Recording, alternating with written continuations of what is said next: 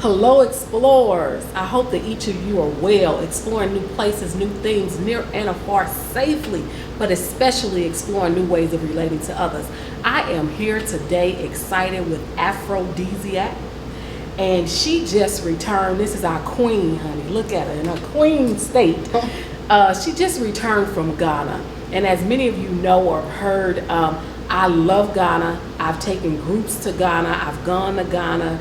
And many of you know my past with Ghana and my relationship with Ghana. But her experience was a lot different than mine. I want her to share her experience. Let's welcome her explorers.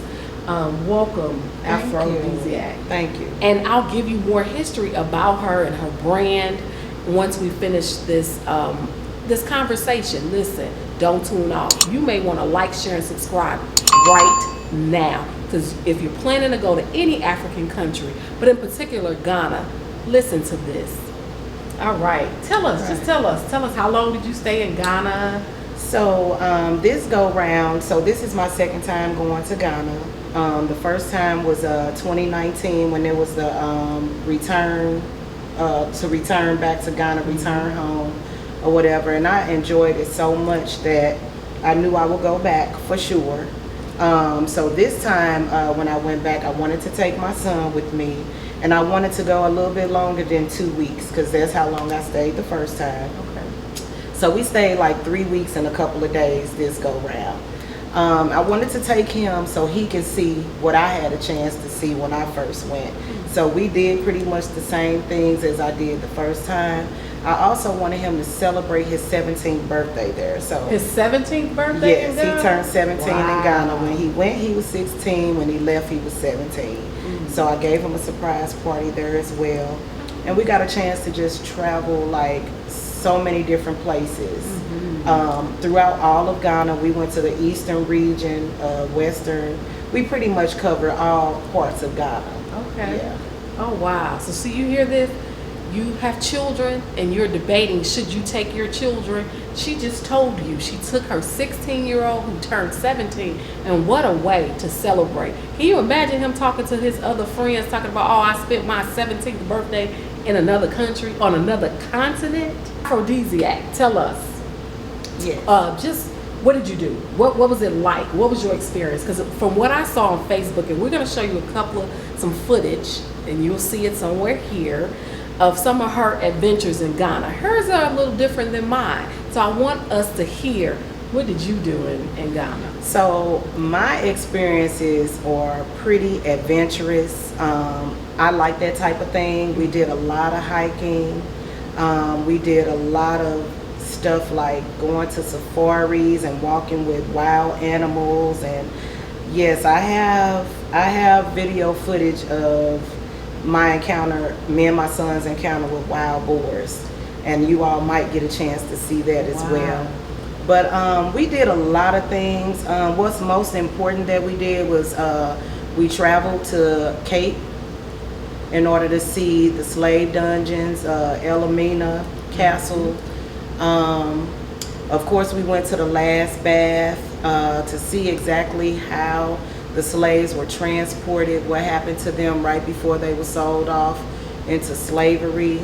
On the other hand, as I said, some of the other things were super adventurous, like climbing really, really rough terrain to get from one section to another, different waterfalls. So we went to one of the tallest waterfalls. That wasn't so bad, but the waterfall that was hidden in a village that we walked through, that was a strenuous adventure. So if you are the hiking type, you like nature, if you can hear Afrodeziac, she did that part. So if you've seen some of my videos, or even if you've had an opportunity to go with my groups, we don't do that part, right? So you can see how Ghana has more things to offer than just the touristy type things. You can also be one with nature. You can exercise. Yes. Because how long was the hike? Oh my God. So one of the hikes, the hike to the tallest waterfall is about 45 minutes to an hour. And the one that was hidden off that they just really discovered through a village, that was more like 2.5 hours, and it was really rough terrain. Okay. You know what? The best thing I can say about that is anytime I go to Ghana, I lose weight. Me too. And that's my jump start to my weight loss Me too. regimen, to go to Ghana, lose a few pounds, and come back home and continue that. So it allowed for me to get my exercise on. It allowed for me to lose a nice amount of weight, which I love that. Ghana is really good to me.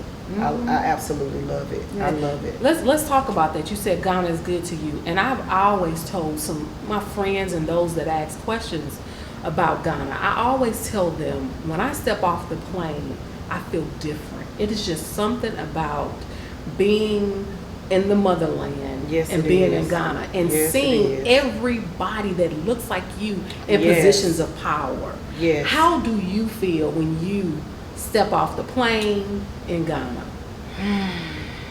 Like, I don't even want to get emotional, but it's really it's a really different experience. It's like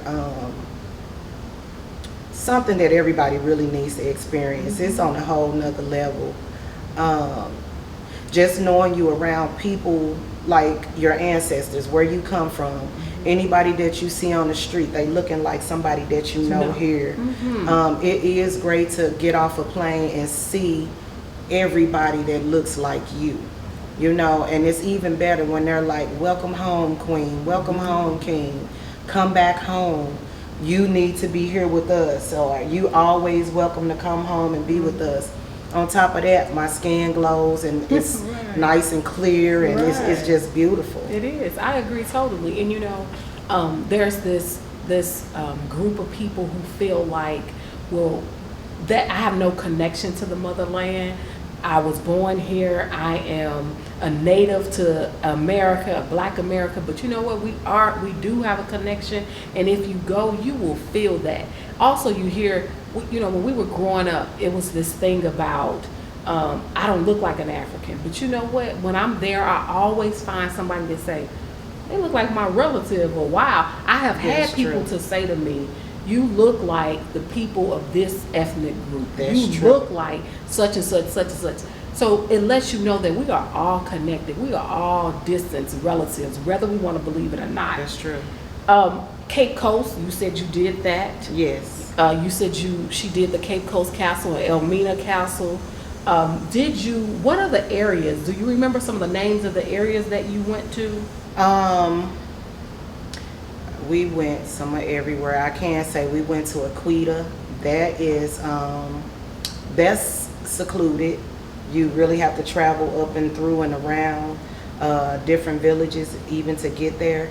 So in one of my videos that I showed, I said we was on our own little island where it was just us at this hotel called Aquita. And right down the way is a village, the home of one of my tour guides. So we got a chance to go to his village or whatever and take a look. But we went to so many different places. I just can't even remember every name. Place. But we did frequent Accra a lot. Definitely Cape. Did you do? Yeah, we just did so many different places, just all the regions. We caught a flight in Ghana to other parts of Ghana. Oh, good. So we did went an to intra-flight. what is it? The Mo. I call it Mole, but it's Mo. So you went up north? Yeah, we went to the everywhere. northern part of Ghana. Yes, I've never been up north. So did you see a difference in how the people move pretty much in the north versus in Accra? So Accra is really busy. It's like the inner city. It's where everything is the popping metropolitan. off. Yes, it's where the everything mini New York is popping off. Yes, a lot is going on. The further out that you go, you'll see more country land. So like if you live in Missouri, say, we living in the city of St. Louis, the further out you go, the more land you will see, the more animals you will see. And then when you get into certain villages, they're like one big family. So if one person eats in a village, everybody is eating in the village. Like they cooking for the whole group. For the whole group. All right, so here's the difference. I go to the rural areas, the village areas, and I visit, right? So my district adopted a school. There's a school there that I always visit. I always take my groups to visit. The difference is we don't necessarily stay in the village. So I saw some of Afrodeziac's footage on Facebook of a couple of places she stayed, which were not my experiences. Here are my experiences. Now, here are some of her experiences. Right. A little different. Tell me about some of the places. So she was one with the nature for real. I have the comforts that we know in the West when I go to Ghana. Tell me about just some of the places you stayed. What are the transitions? Because the places you stayed is usually what some of them, let me say the ones you showed, are what most people think Ghana is. Yeah. But you can have whatever type of experience you want to have in Ghana. Let me say that. You can have a 5-star experience, a 3-star, a 4-star, and then that village rural area living like those that are not as wealthy.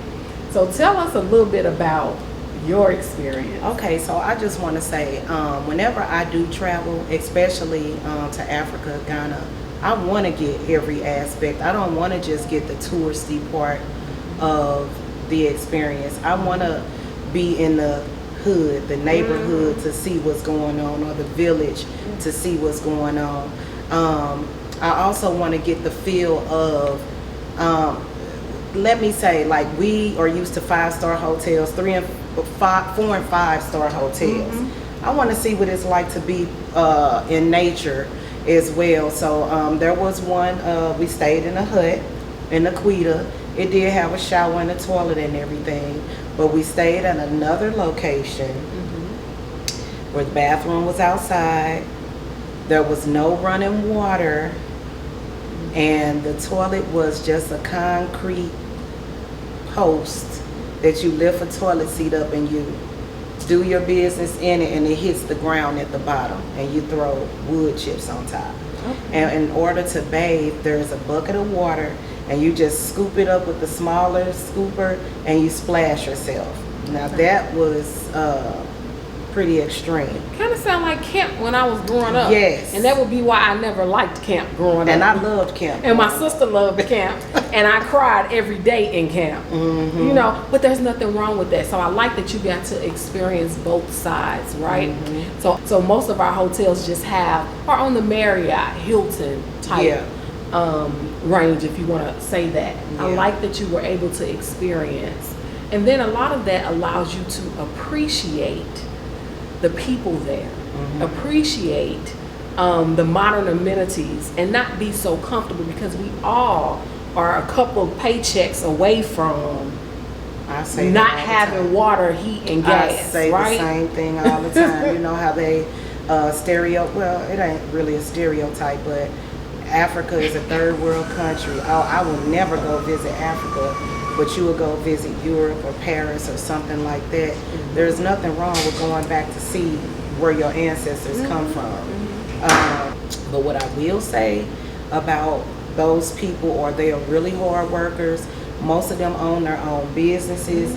If you're in Ghana, everything you see, driving, walking, these people own their own businesses. They are true hustlers, and they make their money.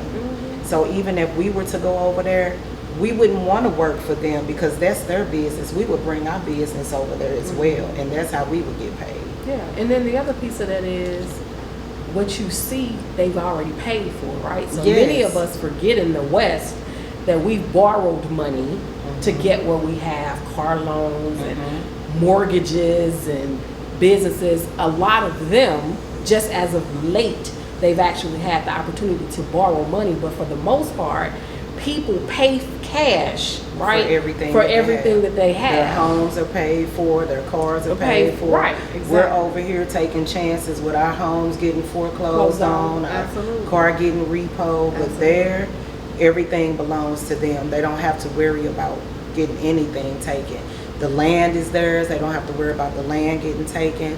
So, I mean, it's a lot of positives. Oh, it's a lot of positive, but I constantly say to people that there are a lot of wealth in various countries throughout Africa. Remember, it's countries, it's a continent made up of various countries, 50 plus countries. So every country has something different to offer. We're talking about our experiences in Ghana. So in preparation of going to Ghana, what are some things that you would tell people based on your experience that they have to have before they leave, or they should have? Well, definitely you have to have your yellow fever shot. You want to have that. I chose to get malaria pills, to prevent malaria. Another thing is, because you're going from one place to the next, you could, how would I say, run a little bit. So diarrhea. you would have to get. You might have diarrhea. that's it. So you would definitely want to get some pills if you're more into the medical, but if you're more into natural, psyllium husk, charcoal, those types of things. That's as far as the health aspect. Always, when you go, do not drink out of the water. You want to take you some colloidal silver that you can spray onto foods that may have been boiled in water or used in water, things like that. And as far as like their electricity is a lot different than ours is. So you definitely want to get like a universal plug. We can give you the names of those or whatever at a later time. But you want to get a universal plug, maybe an extension cord if you have several things you need to plug up. One more thing I want to touch on. Going to Africa and coming back from Africa, you have to have so many COVID tests. Before you go, you have to have a negative COVID test within 72 hours. When you get there, the airport is going to charge you $150 per person to take another COVID test, which is a rapid test. You'll get those results back like almost instantly. And in order to come back home, you also have to take a COVID test. But you can find some sites that might be a little less than $150 to take to get back home. Yeah. So factor that in when you're creating your budget to go, because we're living in an era where to get back in the U.S., you've got to test negative. And then if you don't test negative, you're looking at an extra 2 weeks staying in Africa. Yep. So. And that is why I love the fact that I was excited that she went. I don't have the courage yet. I'm trying to build it up, hopefully March, because I have not gone out the country for that very reason of not wanting to have to stay somewhere in case I test positive. But we're not going to test positive because we're going to be safe. We're going to do what we have to do, so we won't have to worry about that. Right. Yep. If you want to go to Ghana, people want to go to Ghana, Afrodeziac, what would you tell them they should start planning? What should they do? How far in advance should they start planning? Well, it depends on exactly what one wants to do. It's not really that difficult to start saving money for it. Actually, one of our dollars is 6 of their dollars. So saving money shouldn't be a problem depending on what you want to do. But I would suggest that, like, you do want to plan ahead. You want to see exactly what you're getting into, because a few things there we will have to get accustomed to because we are spoiled here. Well, I'll just say save your money. If you really want really nice 5-star hotels, save your money for that. I will say the average person starts a year ahead with saving the money. I didn't do that on this trip. It was just so last minute. Okay. It was a rush for me. But to be comfortable and have enough money for spending while you're there, you want to start saving up at least a year ahead. You want to get as much information as you can. You can go online or, see what places are popular, see what you might like to do. Look for different hotels that are there. You can even call and talk to these people and see, what is going on in this particular place. But it's really not that hard to save up. I think the most expensive thing would probably be the flight, and even sometimes that's not the most expensive. But you do want to try to get your flight ahead of time to get it a little bit cheaper. Yep, absolutely. And for me, I think I agree. A year of planning is really good. Doing your research, knowing who you're going with is so important. That is key. I put up here where you can see that I gave some tips for traveling to Ghana before, so you check out that video. But I am also going to piggyback off of Afrodeziac's planning a year ahead. Do your research. Do your research. There are things popping up in hotels and places. You can have any kind of experience, from a lodge to Airbnb. I've stayed in Airbnbs. I've stayed in hotels. I've stayed in lodges that are really nice. So do your research and go. Don't be afraid to go. And if people want to go, so I think that Afrodeziac is even going to start up taking people with her at some point. She's planning to do her own. And what kind of experience would you want people to have? Well, I probably would have 2 different type of groups that might want to go. So I'm definitely, like I said, the adventurous type, and I have a lot of people who watch my video that are adventurous and they're willing to do most of the adventurous things that I've done. And then on the other end, I might have another type of group that might just want to do the not so adventurous things. And I understand that, and I'm willing to do that as well. Yeah, I'm willing to do that as well. I want us to talk to her son at some point and hear his voice and how he felt in his experience. But until we speak with him, just tell me, if you could, what did your son say? Did he say anything to you that made you feel like, oh my God, this was the best decision to bring him along? Oh, I know it was the best decision to bring him along. Every step of the way, he was for it. All the adventures, all the hiking. He said what he liked most was the culture. He liked how people act like family, like close-knit. The food was pretty good to him. He's vegetarian right now, so all he could eat was vegetables and fruits and rice. Yeah, okay. So he got a bit tired of the rice, but still, it was pastas there and little stuff like that he could eat. And he bought back jewelry, the average jewelry that maybe a male wouldn't wear. And they explained to him how that type of jewelry is what I'll say maybe wealthy, wealthier people, or just not tripping off of here. Okay. So he loves that jewelry. He loves his necklace.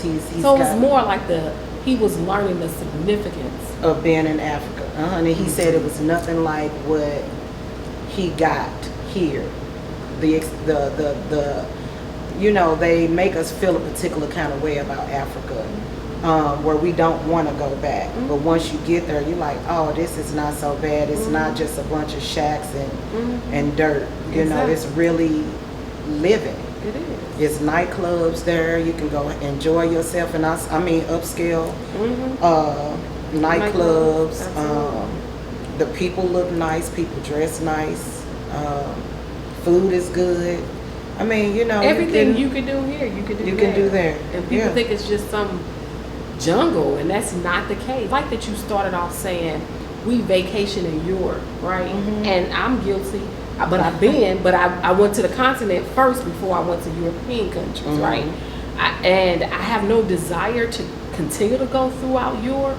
I want to travel all of the African countries, as many as possible. But when you go, you have to go with a new mindset. And I've said that in many videos before. You have to go with a different mindset. An open mindset. And you have to go being willing and expect. Someone said, expect nothing on one of my other videos.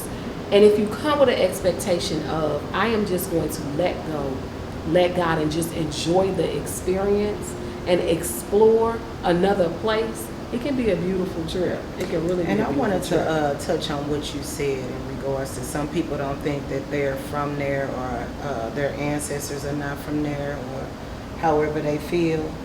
And that's okay for people to feel like that. But what I would suggest is get you an African ancestry test. I did the same thing. I got Ancestry and African Ancestry. I say African Ancestry. Do that one. Yeah, do the African Ancestry for sure. It's going to lead you to the exact tribe that you're from. So when I did my African Ancestry, I found out that I was from the Tuareg tribe, and they're in Mali. And I do want to visit that one day. So if anybody knows they're from the Tuareg tribe or Mali, let me know, because I'm very interested. and as well as on my Ancestry results, I am from Mali. I'm part Nigerian. I'm part Ghanaian, Congo. So if you really feeling like you're not an ancestor of these people, just get a ancestry done, African ancestry done, and find out. See where you're from, and then that will be a place that you can go visit for sure. Things that you could tell people that want to go but are just afraid of the unknown because they're still using the images that we were given as children, the UNICEF, the Tarzan movies that was taped in Miami, right? Yeah. Well, some of the things I might say is like there's a lot of YouTube videos of people traveling to Africa, people moving to Africa. Just look at those videos and see. I mean, you're going to get the positives, you're going to get the negatives of how people feel about moving there. But that will give you an idea that it's not as bad as what you think. You cannot always go by what you hear. You got to see it for yourself. As well as finding the right people to go with, finding the right tour guide to go with that's going to make sure that you're safe, making sure that you're going to have a good time, making sure you're not going to get gotten over on, because that can happen as well. I would just say just try and see. I mean, if you don't like it one time, don't go back, but I'm going back. I know, right? I'm going back. You know what? I have to say this before we exit. You said a couple of things. She said making sure you're safe. Now, we're from St. Louis, Missouri. My family lives in Chicago, right? We are in two of the most dangerous cities in the U.S. So if we want to say we're scared, especially if you're from St. Louis and Chicago, please stop. Please, I beg right now, stop. I'm more afraid of being downtown St. Louis at night than I am when I'm in Ghana. That's just real. That's right? The truth. This is real. I feel more comfortable in Ghana than I do when I'm in St. Louis or even visiting family in Chicago. I'm just saying. I agree. I'm just saying. You can walk at night in the streets and nothing will happen to you. I mean, right. I've done it. And anywhere you go, you have to be smart as a tourist. You need to be smart wherever you go. You don't look like a tourist. You blend no matter what country, state even in the U.S. you're in. You also said you can get got. So let us explain to you real quick what that means. And again, check out my video because I talked about that. She just simply means that, like anywhere, people will get over on you if they know you don't know. Something may cost 10 Ghana CDs, and because you look fresh to them, as they tell me all the time, because you look like you're not from there or you don't have the knowledge, they're going to charge you 30 Ghana CDs for or 50. Or 50 Ghana CDs. right. Because every time we go, I'm like, wait, this gets higher and higher and higher. Right. Inflation is something on the streets when you're trying to negotiate. Right. So that's just real talk. They have prices for Ghanaians. I said it in the video if you check out my tips. And they have prices for us that's visiting. So we may be their sisters, but they gonna get us. They gonna try to hit us. Yeah. So you have to know. That's what she means by that's what I mean.